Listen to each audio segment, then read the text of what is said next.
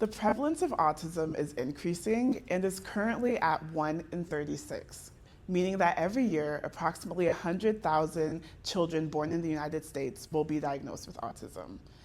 However, we don't fully understand why these numbers are going up. Some people think it's due to redefining autism as a spectrum. And when we think of a spectrum, most of us picture something linear, like that first image there, with people being more or less autistic. However, autism presentations are so much more diverse and dimensional than that. They say that if you've met one person with autism, then, well, you've met just one person with autism.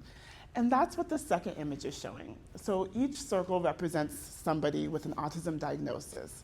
But the small black circles represent autism symptoms, like lack of eye contact or stimming or things like that. So you can see how, although both individuals have the same diagnosis, they have very different symptoms.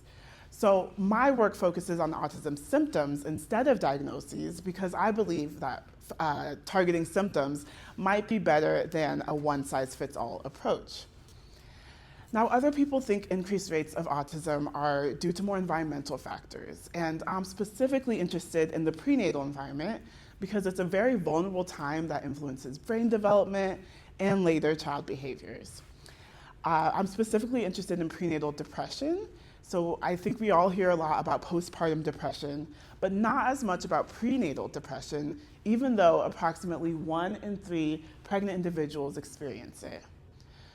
So to examine the association between prenatal depression and child autism symptoms, I recruited 207 Black women and their kids right here in Atlanta and conducted a longitudinal study. So mothers reported their depressive symptoms during the second and third trimesters of pregnancy, then brought their kids back when they were 2 years old so that we could assess autism symptoms. What I found is that prenatal depression did in fact predict child autism symptoms. And I was able to replicate this in a large national cohort of 645 individuals as well. So in the future, I plan to look at other prenatal factors that might influence autism symptoms.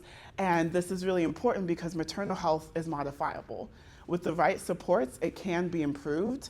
And it's like a 2-for-1 deal because by helping the mothers, you're also improving outcomes for the child that she's carrying. Thank you.